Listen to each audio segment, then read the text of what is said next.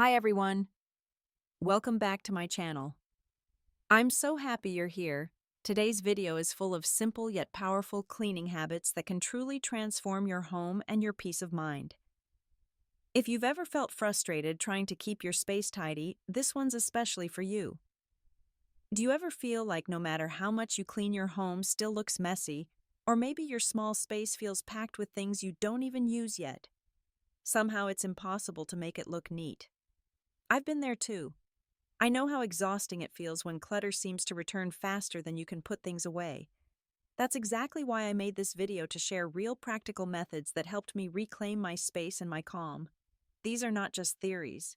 I've applied every single tip myself, and the results were life-changing. My home feels lighter, my mind clearer, and cleaning no longer drains my energy.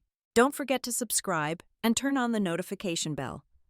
I'll be sharing even more cleaning tricks that make life simpler and your home truly peaceful. Now let's begin with the first step: control what comes in. There was a time when I thought cleaning was the solution to everything. A messy room simply meant I hadn't cleaned enough. But one day, after hours of sorting, folding, and stacking, I realized the truth. The real problem wasn't how I cleaned, but how much I kept bringing into my home. No matter how often I decluttered, the clutter always crept back quietly, item by item, shopping bag by shopping bag. That's when I learned the power of controlling what comes in. It's not about perfection, but about awareness. Now, before I buy something new, I pause and ask myself, do I really need this? Or am I just filling a small emotional gap? I've started practicing the one in, one out rule. If a new shirt comes in, an old one must go. This simple habit keeps my wardrobe balanced and reminds me that space is precious. I also stopped letting discounts control me. I used to grab things just because they were on sale, only to end up with drawers full of stuff I barely used. Now I give myself 24 to 48 hours before making any non-essential purchase. Most of the time, that little waiting period is enough for the urge to fade away. Decluttering isn't just about removing what's visible. It's about managing what enters your space and your life. The less you bring in mindlessly, the less you'll have to manage later. And surprisingly, the more you say no to unnecessary things, the more peaceful your home and your mind becomes. And if you've ever wished decluttering could feel easier and less overwhelming, don't miss tomorrow's video. I'll be sharing my favorite strategies to help you clear your space smarter and faster. It's practical, motivating, and exactly what you need to finally break free from the endless clutter cycle. Once I learned to control what entered my home, something else became clear. It wasn't just about limiting new things, but also about learning to let go of what was already there. Next, let's talk about something many of us mistake for progress. Stop rearranging, start releasing. I thought my home just needed better organization, more shelves, prettier baskets, clever storage tricks. But the truth hit me one afternoon as I tried to fit one more box into an already full closet. I didn't need more storage. I needed less stuff. The real problem wasn't how I organized things, but how much I kept holding on to. Now when I declutter, I focus on eliminating, not rearranging. It's so easy to fall into the trap of moving things from one corner to another and calling it cleaning. But that's just disguise. The clutter remains, only shifted. The key is to let go, to choose what truly deserves space in your home. When I started removing what I didn't love, every room began to breathe again. I remind myself often, a tidy home doesn't come from having endless storage solutions, but from owning only what you need and cherish. Once you clear the excess, organizing becomes natural, effortless even. It's like discovering calm beneath the chaos that was always there waiting. Of course, letting go isn't always easy. Some things tug at our emotions: gifts, keepsakes, or just-in-case items. That's why I started using a simple system that made decluttering feel much less emotional and much more doable. Now we're moving into one of my favorite gentle methods, the gateway storage trick. Here's how it works. I keep one labeled box. Mine says, revisit later. Whenever I come across something I can't decide about, a jacket I rarely wear, but still like a small gift from someone years ago, or a gadget I once thought I'd need, I place it there. Then I tuck the box out of sight, somewhere safe, but not too accessible. It's like giving those items a waiting room while my emotions settle. After a month or two, I revisit the box. More often than not, I've completely forgotten what's inside, and that's the sign I no longer need it. It's much easier to let go then without guilt or second guessing. Sometimes I rediscover one or two useful items and happily reintegrate them, but the rest goes straight to donation. This method changed how I declutter. It removes the pressure of immediate decisions and helps me move forward even on uncertain days. I no longer feel paralyzed by guilt or sentiment. Instead, I feel calm and in control. Decluttering doesn't have to be all or nothing. Sometimes it's about allowing yourself to decide later, and that's perfectly okay. And here's the fun part. Some of the things you let go of don't just create space. They can actually bring a little joy and money back into your life. Up next, let's explore a refreshing idea: turning unused items into extra income. Because sometimes letting go doesn't mean losing. It can actually give something back to you. I used to feel guilty every time I threw something away: a barely worn dress, a lamp I once loved, or books that no longer fit my taste. It felt wasteful, almost disrespectful to the effort and money I had spent. But one day I realized that letting go didn't have to mean losing value. Here's how it started. I gathered all the items I no longer used but were still in good condition: clothes, small home decor pieces, and kitchen gadgets that had been sitting untouched for months. Instead of tossing them, I began listing them online, first on local Facebook marketplace groups, then on small resale apps. To my surprise, things sold quickly. Someone's new apartment needed that lamp. A young woman was thrilled to get my old blazer for her first job interview. What I love most isn't just the extra income, though. That's certainly nice, but the sense of circulation. Items that once gathered dust now have a second life with people who actually need them. It's decluttering with purpose, not waste.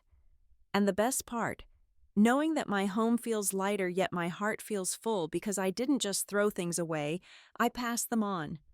If you're overwhelmed by clutter, try it.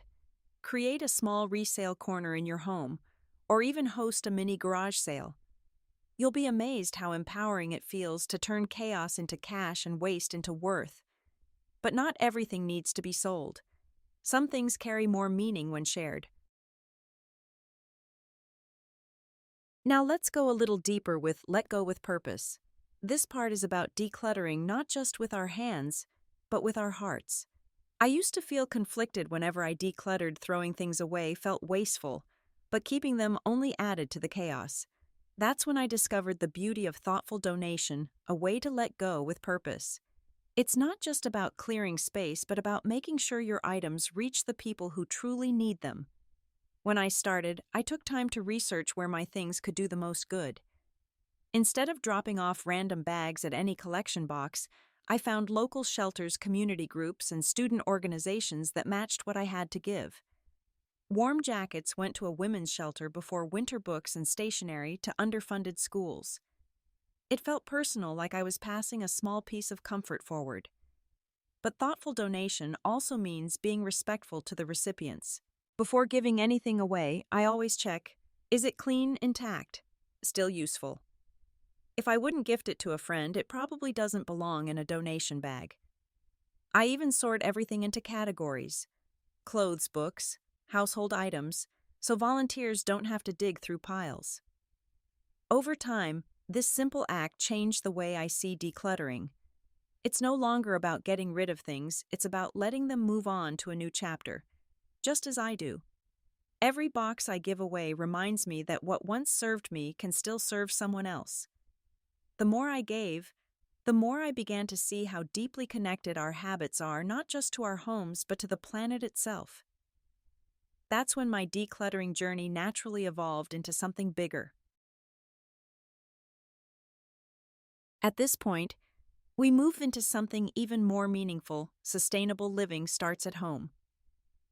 There's something deeply satisfying about knowing exactly where every item in your home belongs, and even more understanding how long it truly belongs there. I like to think of every object I own as part of a life cycle. From the moment I bring something home, I try to imagine its journey, how long it will serve me, how I'll care for it, and where it will go when its time is up. It's a small mindset shift, but one that completely changed how I shop, organize, and live. A few years ago, my kitchen drawers were full of expired sauces, old gadgets, and plastic containers that had lost their lids. I realized I wasn't just messy, I was disconnected from the lifespan of my belongings. So I began a little experiment. I started labeling items with their purchase date and expected lifespan, like replaced every 6 months for kitchen sponges or check expiry every 3 months for skincare products. The result: my space became lighter, my mind clearer, and my waste much less. Now I keep a small list of recycling drop-off points for used batteries, plastics, and fabrics. I choose durable, repairable items instead of cheap disposable ones. It feels good to know that I'm not just keeping my home clean, but also reducing what eventually ends up in the landfill. Living sustainably isn't about perfection, it's about awareness. When you treat your belongings as living companions with beginnings and endings, clutter loses its grip. You start to own less, waste less, and appreciate more. Of course, maintaining a tidy, sustainable home doesn't happen overnight. It's built through small, consistent actions, the kind that fit into real life. Next, let's make cleaning feel simpler and lighter with bite-sized cleaning. Because you don't need hours, just small, consistent moments that make progress feel easy and real. One day, while staring at an overflowing drawer, I decided to try something different. I set a timer for just 10 minutes. I told myself, you don't have to finish everything just this one spot. That small experiment changed everything. Now I clean in bite-sized chunks.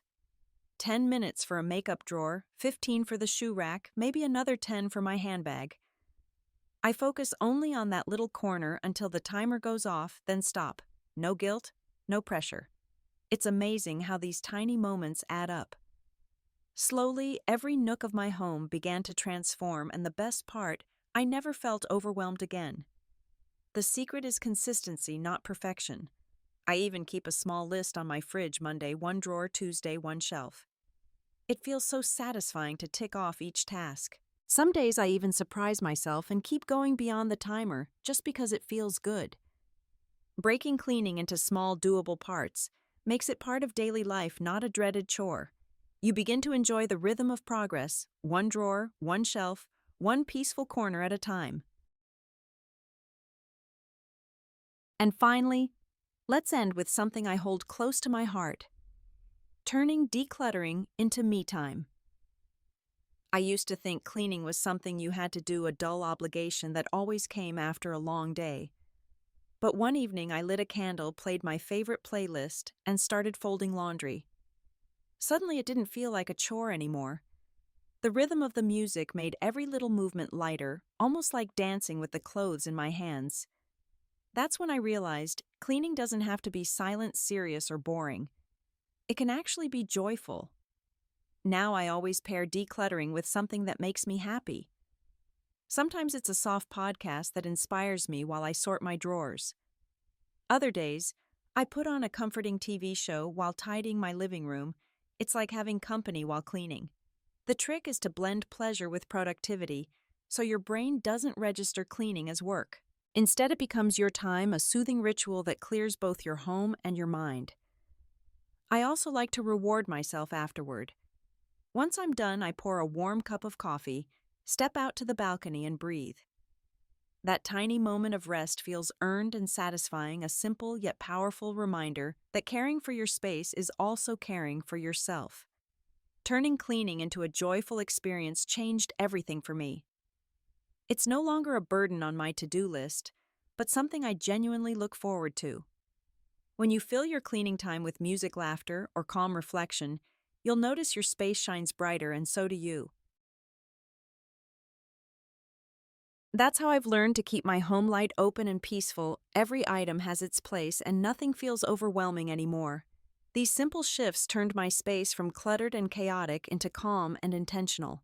If you've been wishing for a cleaner home, one that feels clear, cozy, and easy to maintain, try some of these habits. They don't just save time, they free your mind too. And if you're ready to take it one step further, I have another video you'll love. It's full of practical strategies to help you clear your space without the stress. And honestly, it's one you shouldn't miss if you want lasting change. If this video inspired you, don't forget to like, share, and subscribe, because you deserve a home that breathes a space that supports you and a life that feels lighter every single day.